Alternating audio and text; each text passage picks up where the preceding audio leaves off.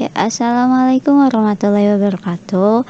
Kali ini di pembelajaran geografi akan mempelajari mengenai bab poros maritim dunia, yang kita juga akan bahas materi-materinya, yaitu yang pertama ada letak, luas, dan batas wilayah Indonesia, lalu karakteristik wilayah daratan dan perairan Indonesia, lalu posisi strategis wilayah Indonesia, dan terakhir potensi sumber daya kelautan Indonesia. Nah, sekarang lebih kepada karakteristik wilayah daratan dan perairan di Indonesia. Coba ya, kita lihat ada apa aja. Nah, ini dia karakteristik wilayah daratan dan lautan Indonesia. Kita lihat tadi udah assalamualaikum belum ya? Assalamualaikum warahmatullahi wabarakatuh. Mohon maaf sebelumnya, tadi saya rada nge-lag. Ya, kita amati dua gambar di bawah ini ya. Coba yang gambar yang pertama ada gambar pegunungan atau perbukitan, yang kedua ada gambar lautan. Di gambar satu itu juga ada perumahan-perumahan ya, banyak hijaunya, sedangkan gambar dua itu lautan biru, lautan lepas ya. Kira-kira karakteristik atau ciri-cirinya dari gambar tersebut apa? Jelas-jelas berbeda ya, terlihat dengan sangat jelas gitu ya. Nah, kalau misalnya kita lihat dari bentang alam berdasarkan ketinggian, maka kita coba lihat dari yang paling bawah dulu, yaitu dari Tanjung, terus ada teluk, ada pulau kecil maksudnya di situ, lalu ada semenanjung, ada muara, lalu kita ke atas lagi ada pantai, lalu ada delta, ada peneplain. Terus di dataran rendah juga bersandingan juga ada danau, lalu naik ke atas lagi ada sungai, lalu ada lembah, naik ke atas dikit ada dataran tinggi, naik ke atas lagi dikit ada bukit, naik ke atas lagi ada pegunungan,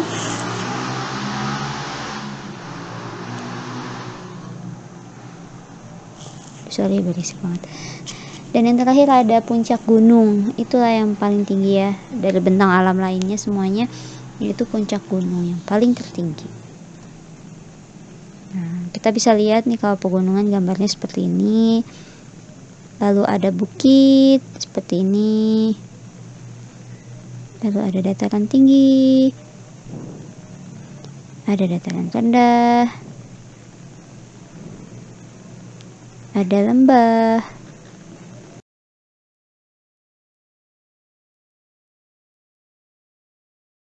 Karakteristik topografi di daratan Indonesia terjadi karena adanya tumbukan lempeng.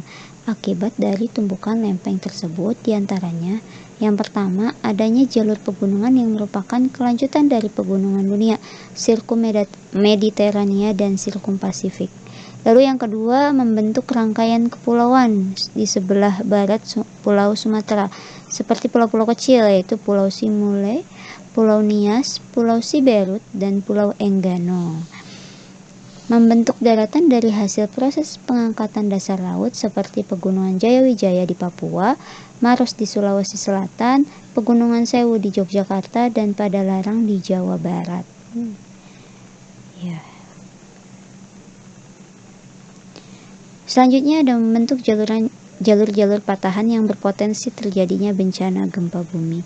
Dalam hal ini di Jawa Barat juga ada patahan, namanya patahan Lembang, yang kalau misalnya dia bergerak sedikit maka akan terjadi gempa bumi karena itu adalah jalur-jalur patahan ya. Jadi ketika itu bergerak, maka otomatis jalur-jalur patahan yang lainnya maka ikut bergerak. Itu sekarang bisa disebut dengan gempa bumi. Nah, terakhir ada zona tumbukan lempeng tektonik juga membentuk jalur gunung api aktif. Gunung api aktif ini berpotensi bencana sekaligus memberikan manfaat bagi kehidupan manusia. Gitu. Jadi ada plus minusnya ya ketika zona tumbukan lempeng ini, ada positifnya, ada negatifnya juga gitu ya.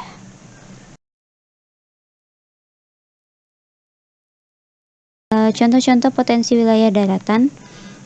Kita bisa lihat dari yang atas pojok ya, di situ ada kebun teh, lalu sebelahnya lagi ada sawah, lalu sebelahnya lagi ada peternakan sapi, dan di bawahnya ada air terjun, dan sebelahnya lagi ada hutan ya, itu hutan.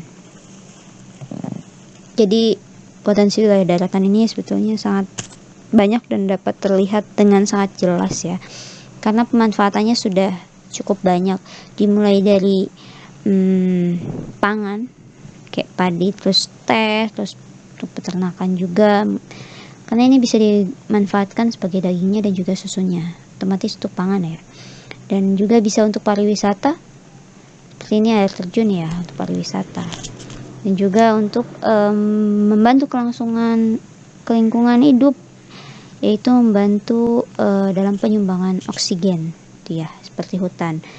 Dan tidak hanya lingkungan, tapi dalam hal pengobatan juga bisa, karena di hutan biasanya banyak tumbuhan-tumbuhan atau vegetasi yang bermanfaat bagi kehidupan kelangsungan manusia gitu ya. Ada potensi wilayah daratan. Sekarang kita membahas tentang potensi wilayah lautan, yang dimana di sini kita lihat dari pojok atas itu ada ikan ya, para nelayan yang menangkap ikan. Lalu yang kedua ada garam ya, salinitas. Lalu yang ketiga ini ada pohon bakau, dan bawahnya ini ada untuk rekreasi pantai ya, pantai, indahnya pantai kan bisa dijadikan pariwisata. Dan terakhir, tidak hanya di sekitaran lautannya, di dalam lautannya pun bisa dijadikan potensi wisata. Seperti yang kalian lihat, terumbu karang ini jika ada penyelam atau misalnya kita snorkeling aja ke dalam, itu pemandangannya keren banget di bawah laut gitu ya. Sama halnya seperti daratan, tadi ada pangan, terus untuk kelingkungan, juga untuk wisata gitu ya. Inilah potensi wilayah lautan yang ada di Indonesia gitu ya. Ini ada paparan Sunda, paparan Sahul. Nah, ini adalah paparan Sunda, merupakan paparan benua atau continental shelf yang terluas di dunia loh ya. Keren banget. Luas paparan Sunda meliputi 1,8 juta kilometer persegi dengan kedalaman kurang dari 100 meter. Paparan ini menghubungkan Pulau Sumatera, Jawa, Kalimantan, Bangka Belitung, dan daratan Asia.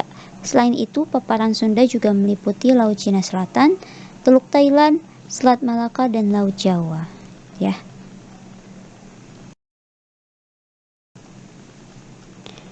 Lalu selanjutnya ada paparan Arafura Sahul, terletak di bagian timur Indonesia yang memiliki luas 1,5 juta kilometer persegi. Kedalaman rata-rata paparan Arafura Sahul antara 30 sampai 90 meter. Paparan ini menghubungkan Pulau Papua, Kepulauan Aru, dan Australia.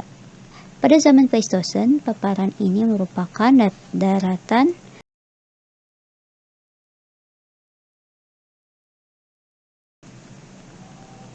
Oke, segitu aja penjelasan dari saya. Terima kasih atas perhatiannya. Mohon maaf apabila ada kesalahan. Jika ada kritik, saran, ataupun komentar, ataupun pertanyaan-pertanyaan, boleh dilontarkan lewat komen channel di bawah ini. Terima kasih. Wassalamualaikum warahmatullahi wabarakatuh.